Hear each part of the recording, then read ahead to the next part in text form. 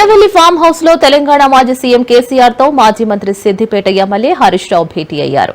Kaleshwaram commission విచారణ అనంతరం నేరుగా ఎర్రవెల్లి వ్యవసాయ క్షేత్రంకు వెళ్లిన హరీష్ రావు కేసీఆర్ ను కలిశారు.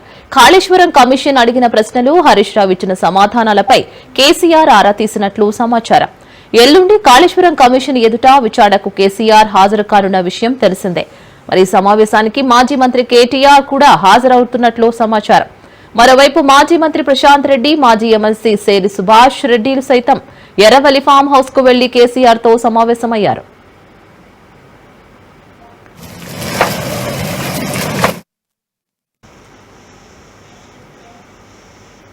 కాళేశ్వరం కమిషన్ అడిగిన అన్ని ప్రశ్నలకు ఆధారాలు సమర్పించారని మాజీ మంత్రి హరీష్ రావు వెల్లడించారు. మంత్రివర్గం ఆమోదంతోనే అన్ని బ్యారేజీల నిర్మాణం జరిగిందని తెలిపారు.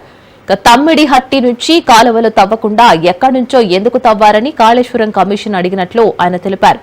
తెలంగాణ, మహారాష్ట్ర ప్రభుత్వాల మధ్య 5 సార్లు మీటింగులు జరిగాయని, ఆ మీటింగ్ సారాంశాన్ని మొత్తం కమిటీకి వివరించానని హరీష్ రావు తెలిపారు. గతంలో కాంగ్రెస్ ప్రభుత్వం నీళ్లు లేని చోట ప్రాజెక్టును డిజైన్ చేసిందని, దీంతో నీళ్లు ఉన్న చోటకు ప్రాజెక్టు డిజైన్ మార్చామని హరీష్ రావు అన్నారు. కాగా కమిషన్ నోటీసులు ఇచ్చిన నేపథ్యంలో హరీష్ రావు విచారణకు హాజరయ్యారు. సందర్భంగా పలు అంశాలపై కమిషన్ హరీష్ రావును ప్రశ్నించింది.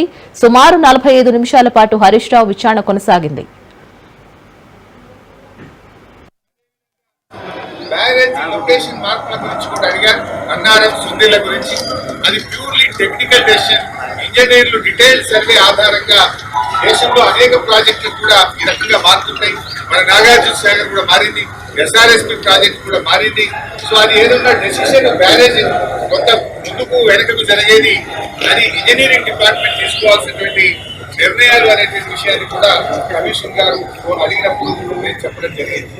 మొత్తంగా ఈ ప్రాజెక్ట్ లో రిజర్వాయర్ల కెపాసిటీ ఎంత, నీటి నిల్వ సామర్థ్యం ఎంత ఉంది అని అడిగితే 141 టీఎంసీల సామర్థ్యం ఉందని చెప్పి కూడా మేము వారికి చెప్పడం జరిగింది.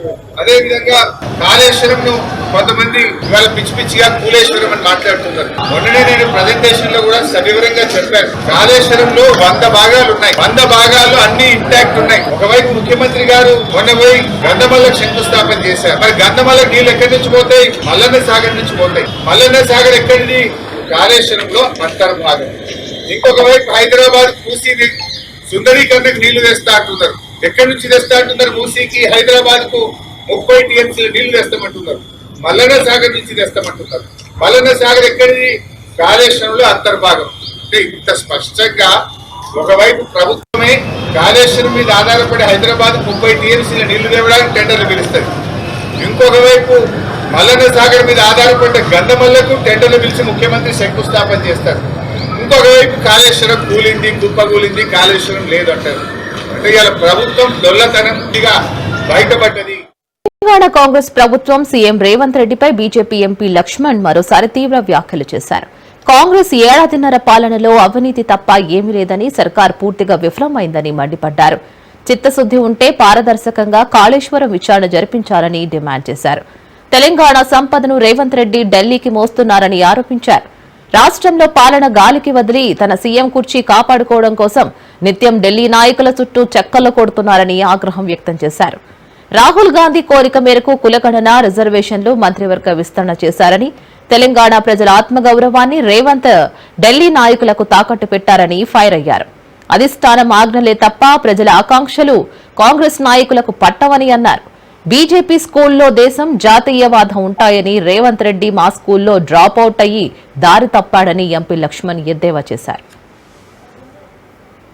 దూసుకుపోతుందో తెలంగాణ రాష్ట్రం, దేశంలో మార్పు కోసం రాహుల్ గాంధీ, రేవంత్ రెడ్డి గారు మాటలు నమ్మి ఇవాళ మోసపోయి ఈ 18 నెలల్లోనే ఎక్కడ లేని అవినీతిని ఇవాళ మూట కట్టుకొని అపఖ్యాతి, దిక్కుతోచని పరిస్థితి వల్ల 18 నెలలకే ఒక్కసారి బేజీ వేసుకుంటే రేవంత్ రెడ్డి గారు ఈ 18 నెలల్లో కేవలం తన కుర్చీ కాపాడుకోవడం. ఒకవైపు హైకమాండ్ పోరు, ఇక్కడ రాష్ట్రంలో వాళ్ళ కాంగ్రెస్ సీనియర్ల పోరు. రాహుల్ గాంధీని కలవడానికి ఢిల్లీ పర్యటన 45 సార్లు, అనేక సందర్భాల్లో అపాయింట్మెంట్ దొరకకుండా పడిగాపులు కాసి తిరిగి వచ్చినటువంటి ఉదంతా రేవంత్ రెడ్డి గారు. రేవంత్ రెడ్డి గారు చేస్తున్న తెలంగాణకి ఏమిటంటే, ఒరగబెట్టింది ఏమిటంటే ఢిల్లీ సంపదను, ఆ మూటలన్నీ కూడా ఢిల్లీకి మోస్తున్నారు. తెలంగాణకు మాత్రం 1 రూపాయి పెట్టుబడి తీసుకురావడం లేదు. పూర్తిగా ఇవాళ అవినీతి మరకలతో అవినీతిలో ఏ రకంగా దూసుకుపోతుందో తెలంగాణ రాష్ట్రం దేశంలో ఇవాళ ప్రజలు గమనిస్తా ఉన్నారు. అత్యంత ఉత్తమమైన రాజ్యాంగ పదవి ముఖ్యమంత్రి పదవిని ఇవాళ రాహుల్ గాంధీ వద్ద తాకట్టు పెట్టి తెలంగాణ ప్రజల ఆత్మ గౌరవాన్ని ఏ రకంగా దెబ్బతీస్తున్నాడో తెలంగాణ ప్రజలు ఆవేదన చెందుతారు. ఏనాడు కూడా ఢిల్లీలో రాహుల్ గాంధీ వద్ద తెలంగాణ అభివృద్ధి గురించి భవిష్యత్తు ప్రణాళిక. కాంగ్రెస్ ప్రభుత్వంపై ఎంపీ ఈటెల రాజేందర్ ఫైర్ అయ్యారు. డ్రైనేజీ, త్రాగునీరు, రోడ్లు మౌలిక సదుపాయాలు లేవని అన్నారు. అనేక సమస్యలు పట్టించుకున్న పాపాన పోలేదని అన్నారు. గ్రామీణ ప్రాంతాల్లోని అన్ని అభివృద్ది పనులను కేంద్రమే చేసిందని కూడా తెలిపారు. రైల్వేలో వేల కోట్ల రూపాయలతో అభివృద్ది చేస్తున్నామని కూడా అన్నారు. రైల్వే సమస్యల పరిష్కారం కోసం కేంద్ర రాష్ట్ర ప్రభుత్వాలు కలిసి వచ్చే 2 ఏళ్లలో పూర్తి చేస్తామని కూడా అన్నారు. రాష్ట్రాల్లో తమ ప్రభుత్వం ఉన్నా లేకున్నా మోదీ ప్రభుత్వం అభివృద్ది చేస్తుందని అన్నారు.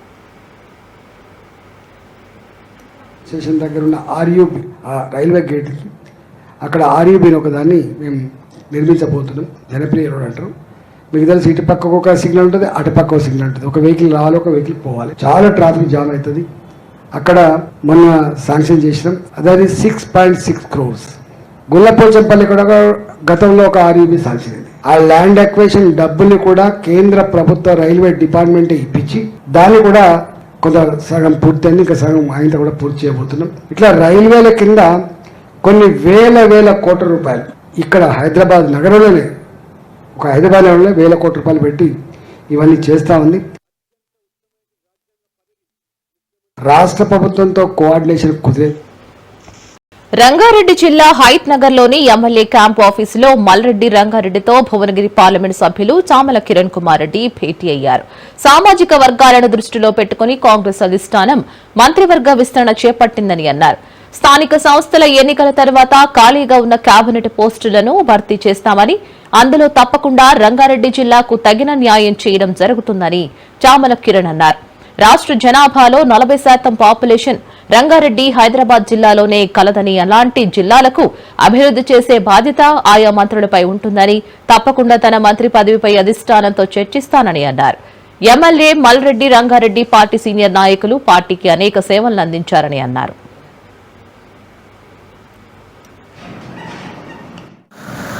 రాహుల్ గాంధీ గారికి, ఖర్గే గారికి చెప్తామని చెప్పారు.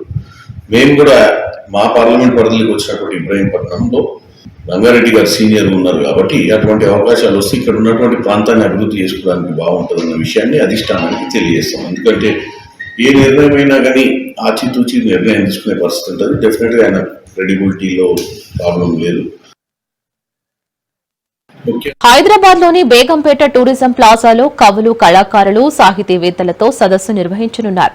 కాంగ్రెస్ అధికారంలోకి వచ్చి 1.5 ఏళ్లు దాటిన నేపథ్యంలో ప్రభుత్వం అమలు చేసిన సంక్షేమ పథకాలు, అభివృద్ది కార్యక్రమాలను ప్రజల్లోకి ఎలా తీసుకువెళ్లాలన్న దానిపై చర్చించారు. సమాజాన్ని తట్టిలేపే శక్తి కవులు, కళాకారులు, సాహితీవేత్తలకే ఉందని మంత్రి జూపల్లి అన్నారు. సమాజ సర్వతోముఖాభివృద్దికి కవులు, రచయితలు, కళాకారులు కృషి చేయాలని కోరారు.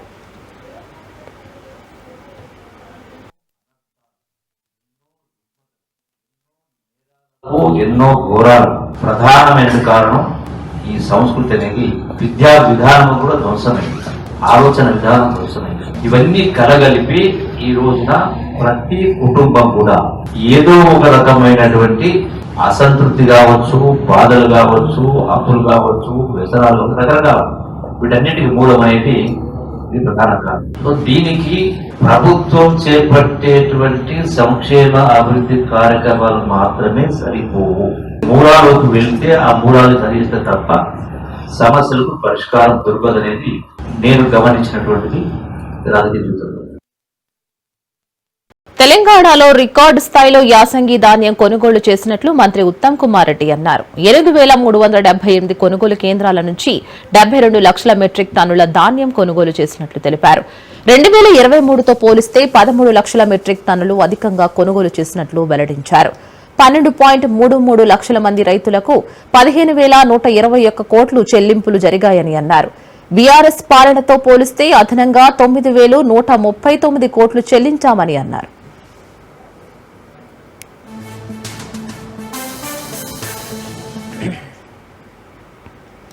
తెలంగాణ అసెంబ్లీ శాసనసభ డిప్యూటీ స్పీకర్ గా ఎమ్మెల్యే రామచంద్ర నాయక్ నియామకమయ్యారు.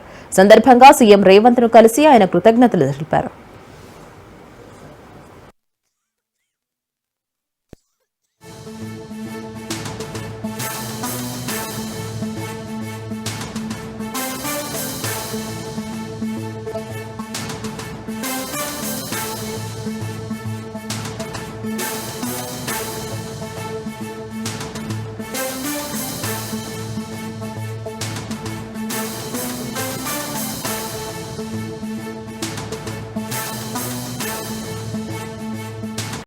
ఆరోగ్య శాఖ మంత్రి దామోదర రాజనరసింహను మంత్రి అడ్లూరి లక్ష్మణ్ మర్యాదపూర్వకంగా కలిశారు. ఈ సందర్భంగా అడ్లూరిని మంత్రి దామోదర రాజనరసింహ అభినందించి శుభాకాంక్షలు తెలిపారు. ఈ అవకాశాన్ని సద్వినియోగం చేసుకుని రాష్ట్రాభివృద్ధికి కృషి చేయాలని సూచించారు. సామాజిక న్యాయానికి కేర్ ఆఫ్ కాంగ్రెస్ అని మంత్రి దామోదర అన్నారు. ఎస్సీ వర్గీకరణ, కులగణన, బీసీల రిజర్వేషన్ల పెంపు, మంత్రివర్గంలో 4 ఎస్సీలకు స్థానం కల్పించడం, స్పీకర్గా అవకాశం కల్పించడం లాంటి అంశాలను గుర్తు చేసుకున్నారు ఇద్దరు మంత్రులు.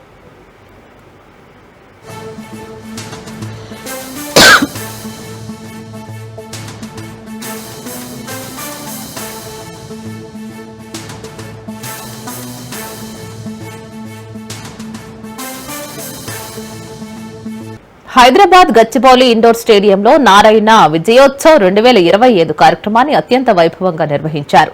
నారాయణ విద్యా సంస్థలు జేఈఈ అడ్వాన్స్డ్ 2025 పరీక్షల్లో అద్భుతమైన ఫలితాలు సాధించిన విద్యార్థులను సత్కరించారు. నారాయణ విద్యా సంస్థల డైరెక్టర్లు రమాదేవి, సింధు నారాయణ, శరణి నారాయణ, గంట రవితేజల ఆధ్వర్యంలో ఈ కార్యక్రమం జరిగింది. ప్రతిష్టాత్మక కార్యక్రమానికి సిబిఐ మాజీ జాయింట్ డైరెక్టర్ జేడీ లక్ష్మీనారాయణ ముఖ్య అతిథిగా హాజరయ్యారు.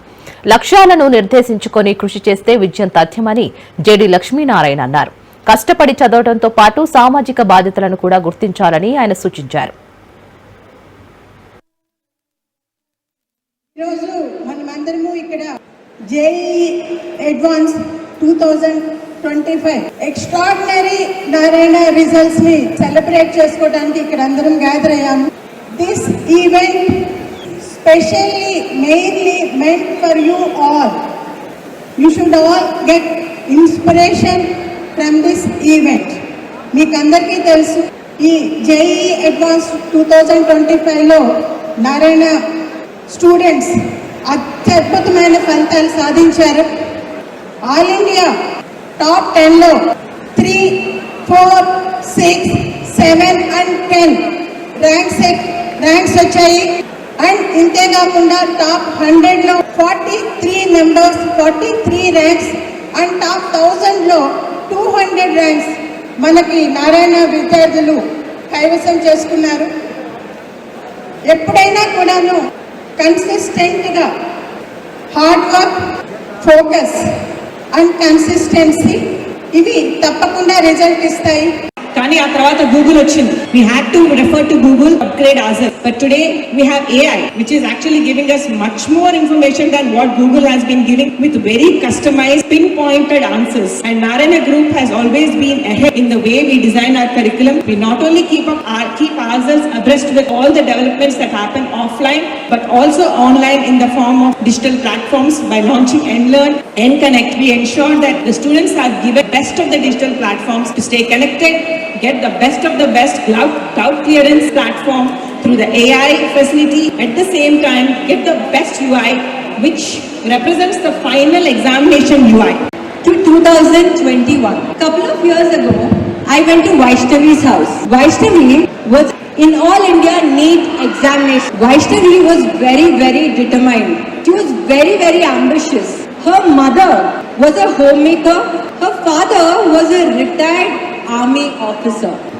Vaishnavi was always ambitious and she wanted to put her best, but because of her financial constraint, Vaishnavi's parents, they approached Vaishnavi and they told her, Vaishnavi, shift to MPC because of the financial burden we have. Vaishnavi, since she has a very clear path, she told her parents, my education and expenses will not be a మాదాపూర్లో Maganti Gopinath కుటుంబ సభ్యులను మాజీ మంత్రి తలసాని శ్రీనివాస్ యాదవ్ పరామర్శించారు. తలసాని వెంట వెళ్లిన మాజీ మంత్రి మహమూద్ అలీ సైతం మాగంటి కుటుంబాన్ని పరామర్శించారు. వారి కుటుంబానికి ధైర్యాన్నిచ్చారు. కుటుంబ సభ్యులతో కలిసి ఆస్ట్రేలియా పర్యటనలో ఉన్న కారణంగా అంత్యక్రియలకు హాజరు కాలేకపోయానని తలసాని శ్రీనివాస్ యాదవ్ అన్నారు. గోపీనాథ్ చిత్రపటం వద్ద పూలమాలలు వేసి నివాళులర్పించారు. వారి కుటుంబానికి ప్రగాఢ సానుభూతి తెలియజేశారు.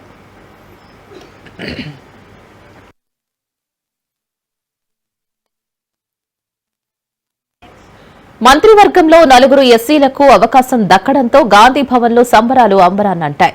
ఎస్సీ కార్పొరేషన్ చైర్మన్ ఆధ్వర్యంలో కార్యకర్తలు సంబరాలు జరుపుకున్నారు. బాణసంచా కాల్చి డప్పు చప్పుళ్లతో సెలబ్రేషన్స్ చేసుకున్నారు. కార్యకర్తలతో కలిసి ఎస్సీ కార్పొరేషన్ చైర్మన్ ప్రీతం స్టెప్పులు వేశారు. మంత్రివర్గంలో 4 ఎస్సీలకు అవకాశం కల్పించడంతో హర్షం వ్యక్తం చేశారు. మంత్రివర్గంలో 25% ఎస్సీలకు అవకాశం దక్కిందని ఆనందం వ్యక్తం చేశారు.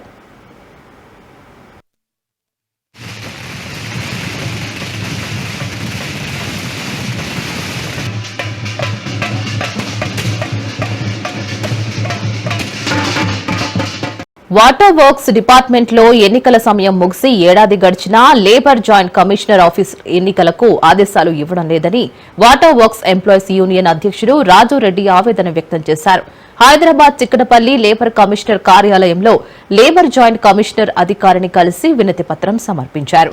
ప్రభుత్వ చట్టం ప్రకారం 2 ఏళ్లకు ఒకసారి ఎన్నికలు నిర్వహించాల్సి ఉండగా 2 ఏళ్ల గడువు దాటి కూడా సంవత్సరం అవుతున్నప్పటికీ పై అధికారుల అనుమతి కావాలంటూ కాలయాపన చేస్తున్నారని రాజు మండిపడ్డారు. అంతేకాకుండా వాటర్ వర్క్స్ ఎన్నికల కోసం 5 లక్షల డబ్బులను కూడా జమ చేశామని తెలిపారు. ఎన్నికల కోసం 3 మార్లు కలిసి మాట్లాడినా ఏదో ఒక సాకు చెప్పి మాట దాటేస్తున్నారని అన్నారు. ఇప్పటికైనా లేబర్ కమిషనర్ తక్షణమే స్పందించి జూన్ చివరికల్లా ఎన్నికలకు ఆదేశాలు ఇవ్వాలని కోరారు. లేని పక్షంలో పెద్ద ఎత్తున ధర్నా చేపడతామని హెచ్చరించారు.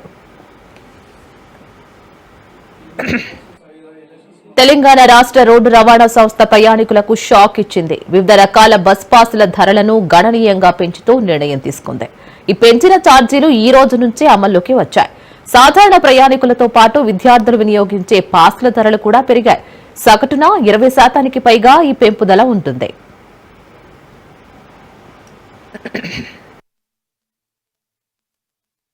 సాధారణ ప్రయాణికులు ఎక్కువగా వాడే ఆర్డినరీ బస్ పాస్ ధర ఇప్పటి వరకు 1150 ఉండగా దీనిని 1400కు పెంచారు. మెట్రో ఎక్స్ప్రెస్ పాస్ ధర 1300 నుంచి 1600కు పెంచారు. ఇక మెట్రో డీలక్స్ పాస్ ధర 1450 రూపాయల నుంచి 1800కు పెరిగింది. గ్రేటర్ హైదరాబాద్ పరిధిలో వినియోగించే ఇతర పాసులు, green metro AC bus pass ధరలను కూడా టీజీఎస్ఆర్టీసీ సవరించింది. ఈ ఆకస్మిక పెంపుదల నెలవారీ పాసులపై ఆధారపడే వేలాది మంది ప్రయాణికులపై అదనపు భారం మోపనుంది. ముఖ్యంగా ఉద్యోగులు, విద్యార్థులపై ప్రభావం పడనుంది.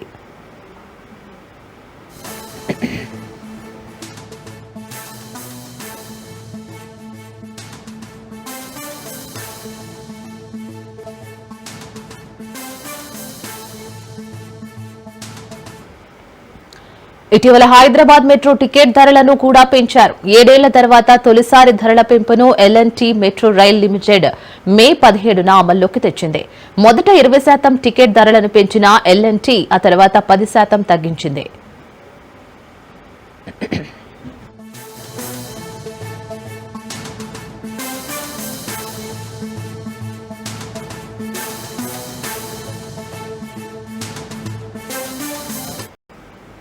హైదరాబాద్ నాంపల్లి ఎగ్జిబిషన్ గ్రౌండ్ లో చేప ప్రసాదం పంపిణీ ముగిసింది. 2 రోజుల పాటు నిర్వహించిన ఈ కార్యక్రమానికి జనం భారీగా తరలివచ్చారు. బత్తిన కుటుంబ సభ్యులు చేప ప్రసాదం పంపిణీ చేశారు. ఆస్తమా బాధితుల కోసం 180 ఏళ్లుగా మృగశిర కార్తె రోజు చేప మందు పంపిణీ చేస్తున్నారు. చేప ప్రసాదం కోసం వచ్చేవారు ఇబ్బందులు పడకుండా తగిన ఏర్పాట్లు చేశారు.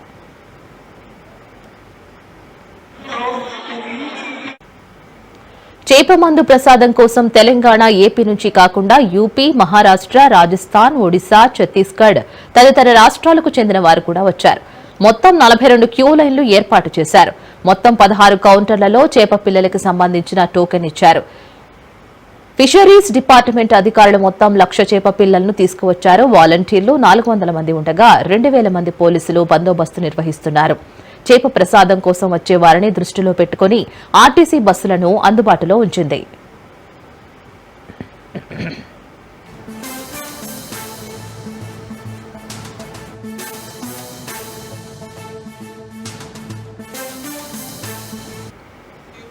1845 నుంచి తమ కుటుంబం ఏటా మురుగుసిర కార్తె రోజు చేప ప్రసాదం పంపిణీ చేస్తుందని బత్తిని సోదరులు తెలిపారు. 1998 వరకు చేప మందు కోసం తమ ఇంటికి ఏటా 2 లక్షల మంది వచ్చేవారని అన్నారు. అప్పటి నుంచి నాంపల్లి ఎగ్జిబిషన్ గ్రౌండ్ లో పంపిణీ చేస్తున్నట్లుగా కూడా తెలిపారు.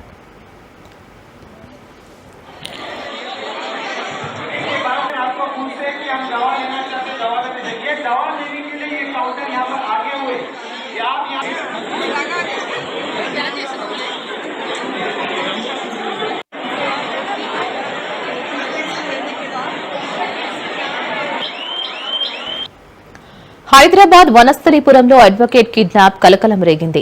సరస్వతి నగర్ ఎస్ఎన్ఆర్ అపార్ట్మెంట్ నుంచి కారులో వస్తూ ఉండగా దుండగులు కిడ్నాప్ చేశారు. హైదరాబాద్ హైకోర్టులో పాలడుగు నారాయణ సీనియర్ అడ్వకేట్ గా పనిచేస్తున్నారు. అయితే కిడ్నాపర్లు నారాయణ భార్యకు ఫోన్ చేసి ₹1 కోటి ఇవ్వాలని డిమాండ్ చేశారు. కుబ్దుల్లాపూర్లోని ఓ భూ వివాదం కిడ్నాప్ కు కారణంగా భావిస్తున్నారు పోలీసులు. ప్రత్యేక బృందాలతో గాలిస్తున్నారు పోలీసులు.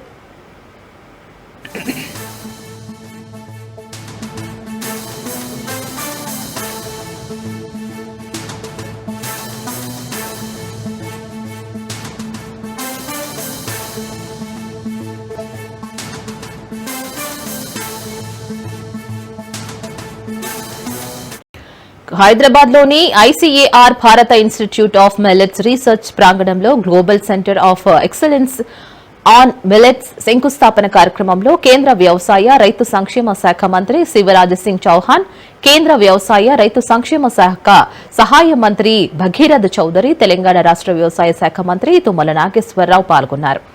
ఈ సంస్థ సిరిధాన్యాల పరిశోధన, అభివృద్ది, శిక్షణ, ప్రాచుర్యం దిశగా కీలక మైలురాయిగా నిలవనుందని అన్నారు. ప్రపంచవ్యాప్తంగా మిల్లెట్ల ప్రాముఖ్యతను పెంపొందించేందుకు ఇది మార్గదర్శకంగా పనిచేస్తుందని తెలిపారు.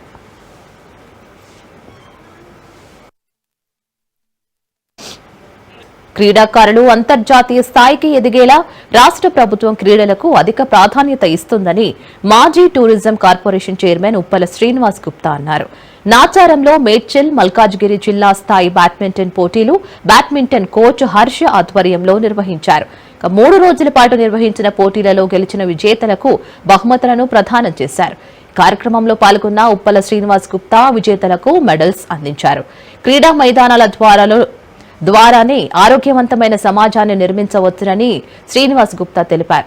అన్ని వయసుల వారికి, వర్గాల వారికి కూడా క్రీడలు ఎంతో అవసరమని అన్నారు. రాష్ట్ర ప్రభుత్వం క్రీడలకు అధిక ప్రాధాన్యత ఇవ్వడం సంతోషకరమని తెలిపారు. జిల్లా స్థాయిలో ప్రతిభ కనపరిచిన వారిని రాష్ట్ర స్థాయి, అక్కడి నుంచి జాతీయ స్థాయిలో ఆడే విధంగా ప్రభుత్వం తరపున ప్రోత్సాహం ఉంటుందని కూడా తెలిపారు. అలాగే ఈ నెల 26, 27 2 రోజుల పాటు తార్నాక ఆర్ఆర్సీలో రాష్ట్ర స్థాయి బ్యాడ్మింటన్ పోటీలు నిర్వహించనున్నట్లు కోచ్ హర్ష తెలిపారు.